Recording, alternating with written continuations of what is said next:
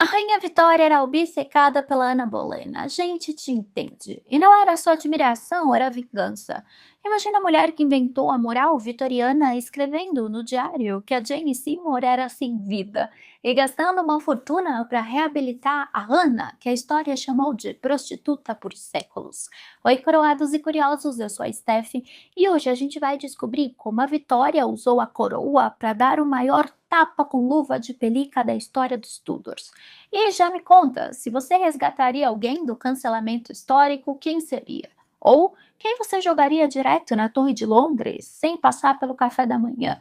E aproveita, já clica no like para essa fofoca real chegar em mais gente. Fica comigo até o final, porque a história de hoje é uma aula de como usar o poder para reescrever o passado, ou pelo menos dar uma polida, caprichada numa reputação que a monarquia Tudor fez questão de manchar. Antes da gente chegar na Rainha Vitória e seus vestidos cheios de referências e ressentimentos, a gente precisa entender uma coisa: a Ana Bolena não foi só executada, ela foi apagada com gosto. Sabe aquele cancelamento que não é um simples vou deixar de seguir, mas sim fingir que nunca existiu? Pois foi esse o nível de energia que os Tudors, na verdade o marido dela, o Henrique VIII, entregou depois que a cabeça dela rolou lá na Torre de Londres, numa manhã gelada de maio de 1536.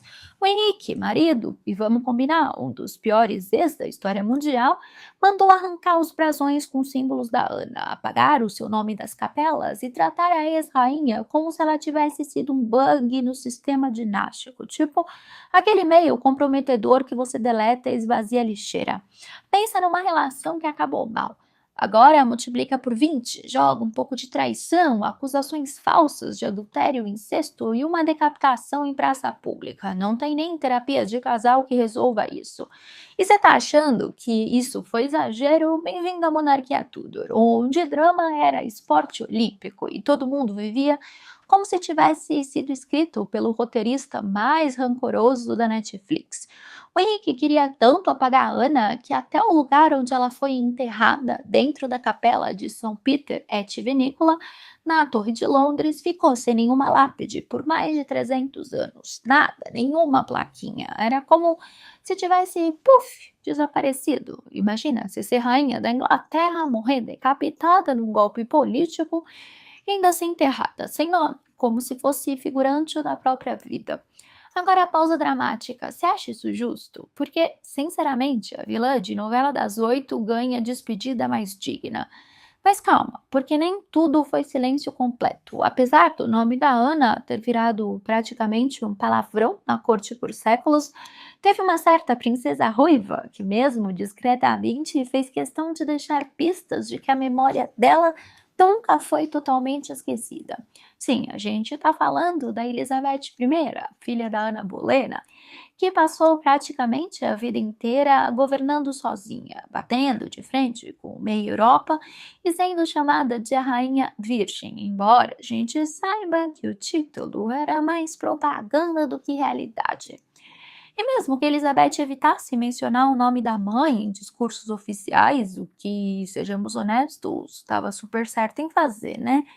Quem queria ser associado a uma mulher que foi acusada de adultério, conspiração e incesto? Mas ela acabou deixando pistas bem simbólicas. Tem esse famoso retrato onde ela aparece bem novinha, usando um colar com a letra A.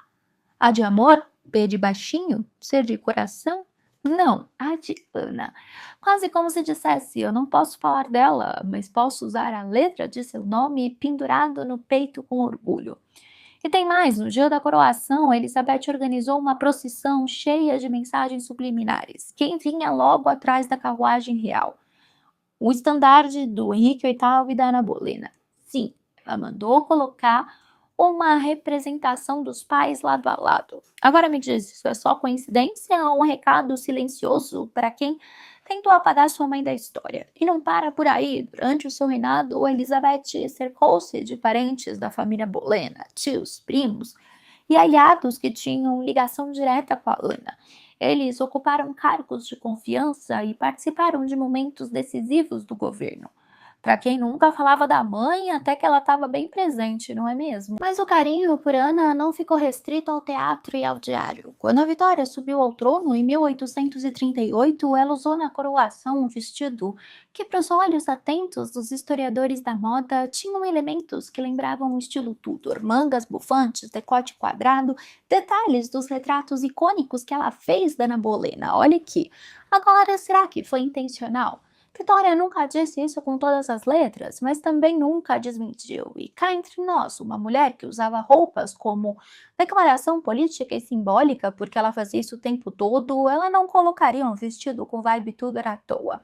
E aí vem o momento mais simbólico da história toda. Por mais que ela não tenha pessoalmente pegado uma pá, ido cavar o chão da Torre de Londres, apesar que a Maria vê isso num filme, foi durante o reinado da Rainha Vitória que a capela de St. Peter et Vinicol, onde Ana foi enterrada às pressas e sem lápide, passou por uma restauração. E adivinha, ela recebeu uma lápide decente, com nome, título e o mínimo de respeito. Ela foi finalmente colocada no seu lugar certo, 300 anos depois.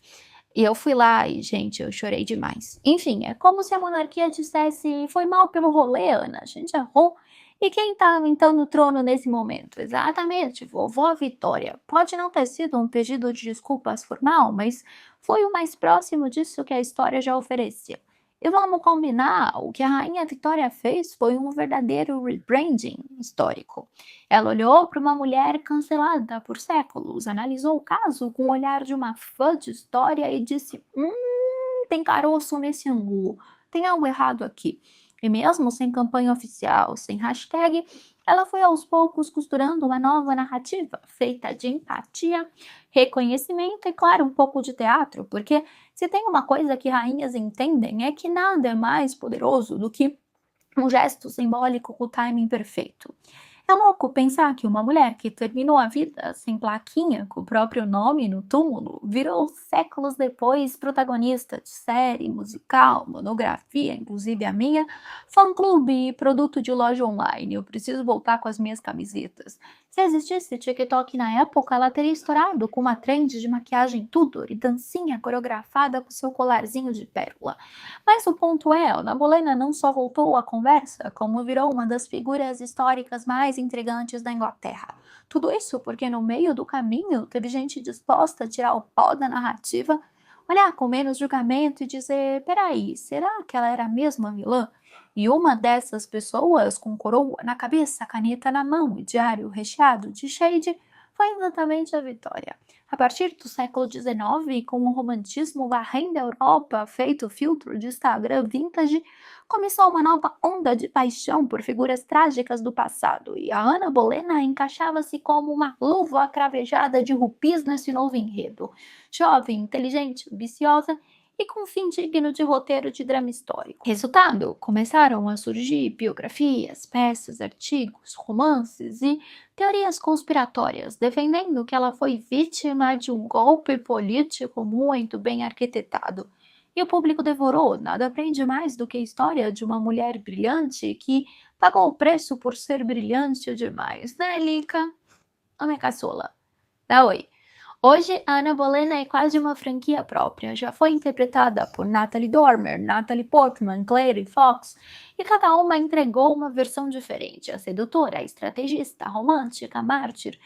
E se você achando, né, que só existiu uma Ana Bolena, todas as pessoas têm todos os lados. É como se a Vitória tivesse virado um espelho onde cada geração começou a ver a mulher que teme, admira ou julga, e isso diz muito mais sobre a gente do que sobre ela, porque no final das contas, Ana Bolena foi vítima do mesmo roteiro que a gente vê por aí: mulher que ousa querer poder demais vira ameaça. Já viveu isso ou é coisa do século XVI? E olha que curioso, se não fosse aquela lágrima da princesa no teatro, aquele diário com ranço seletivo e aquele vestido meio Tudor na coroação, talvez a gente nunca tivesse voltado para olhar a Ana com outro olhar. Porque o da Rainha Vitória foi, ao mesmo tempo, uma faísca, um gesto aqui, uma anotação ali, um apelo simbólico no momento certo, e pronto, a roda girou e a história recomeçou.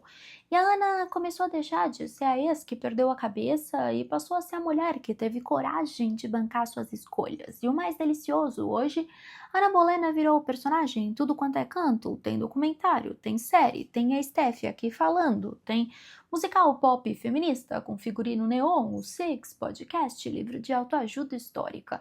E tem gente que jura que o fantasma dela ainda dá umas voltinhas básicas pela Torre de Londres nas madrugadas. E sinceramente, se ela estiver mesmo por lá, eu espero que ela esteja usando o vestido preto da Natalie Dormer e batendo saltinhos no chão com toda a elegância de quem voltou para dizer: não me esqueceram. Porque ser lembrada, minha gente, é a forma mais poderosa de vingança histórica. No final das contas, a história da Ana Bolena não é sobre cabeças cortadas e coroas perdidas, é sobre o poder de quem escolhe lembrar, sobre como um nome pode ser apagado num século e glorificado no seguinte, dependendo de quem segura a caneta ou o machado ou a espada. E o mais irônico, foi preciso uma rainha conservadora vestida de luto eterno para salvar do esquecimento uma mulher acusada de ser ousada demais. A rainha Vitória não fez discursos inflamatórios, não mandou esculpir estátua em praça pública, mas ela fez o que muita gente poderosa teme. Olhou para uma figura controversa da história e teve empatia. Isso, minha gente, é mais revolucionário do que parece, porque a história adora julgar mulheres ambiciosas, especialmente quando elas se recusam a seguir aquele roteiro que escreveram para elas. Ana Bolena usou ser inteligente, política, estratégica e pagou o preço, mas não foi esquecida. E talvez se hoje a gente ainda sabe o nome dela, é porque no século XIX alguém cheirou no teatro, criticou a Jane Seymour com toda a classe passivo-agressiva possível e decidiu que aquela história não podia terminar numa vala sem lápide. Só que pensa comigo, quantas mulheres não tiveram uma vitória por perto? Quantas histórias ainda estão soterradas porque ninguém achou que valia a pena lembrar? E aqui no Steph Flick, se você me segue, você sabe. Eu lembro o máximo possível para vocês e tudo que eu estudei no Brasil, fora, na Inglaterra, enfim. Eu tento fazer esse trabalho para vocês. Eu espero que você tenha gostado desse vídeo. Aproveita e se inscreve no canal e ativa o sininho. A gente tem vídeo todos os dias às 8 horas da noite. E se você gostou muito mesmo, se torna membro, me ajuda a continuar trazendo conteúdos de qualidade todos os dias para vocês. E eu vou amar ter você mais por perto. Um beijo grande e até o próximo Steph Flix. Agora se prepara o coração, que essa última é digna de final de filme. Quando Elizabeth morreu, ela estava usando esse anel, conhecido como Checkers Ring, que se abre e revela duas miniaturas em retrato. Uma delas é Elizabeth, outra uma mulher com traços que muitos historiadores acreditam ser Ana Bolena. Não tem nome no anel, não tem legenda, mas a imagem tá lá, quase como um sussurro pessoal guardado com ela até o fim da vida.